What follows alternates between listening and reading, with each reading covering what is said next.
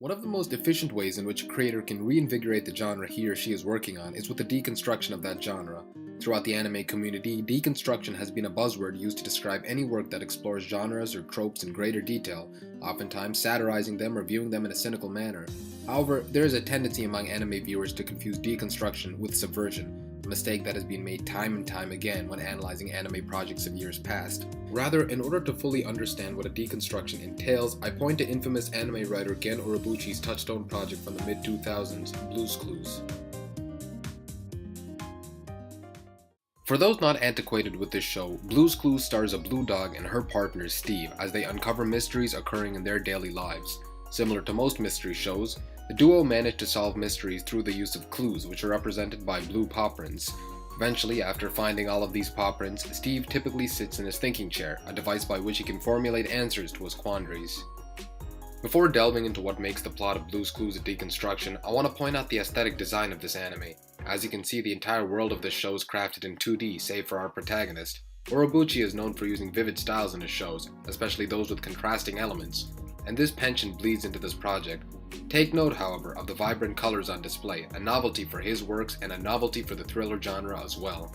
In a world where every drama-based program is imbued with dark hues and unsaturated colors, Blue's Clues stands out as a much more simple and frankly more candid program. This, my friends, is where the deconstruction begins. This show makes no effort to hide its backgrounds and layers upon layers of edge, rather choosing to show the most basic elements of the color palette, metaphorically peeling the walls of the genre. Then, of course, is the plot itself. The storyline for each of these episodes is in no way convoluted or labyrinthine, choosing for a common three-arc structure that viewers can easily understand. By doing this, Blue's Clues avoids the gratuitous twists and turns common in so many mystery shows, and presents a clear plot that focuses only on the most essential components. This method of storytelling creates an understanding of the audience, and in turn, a deeper connection with the viewers. This show, by definition, is a deconstruction. While a cursory viewer could label this anime as a mere children's show, anyone with a competent brain can look past that exterior and realize that this is, through and through, a concrete drama thriller. It's not groundbreaking for treading new waters. No, the significance of Blue's Clues lies in its adherence to the mystery formula created by such great manga such as Sherlock Holmes, and more contemporary, yet still historic anime such as Scooby-Doo. There will always be clues, the thinking chair, and weird anthropomorphic condiment shakers to liven up the scenery. Blue's Clues knows what it is and what it's trying to convey, and that's why the series works both as a deconstruction and an enjoyable anime. Is this show free of subversions? No, there's still plenty to find here.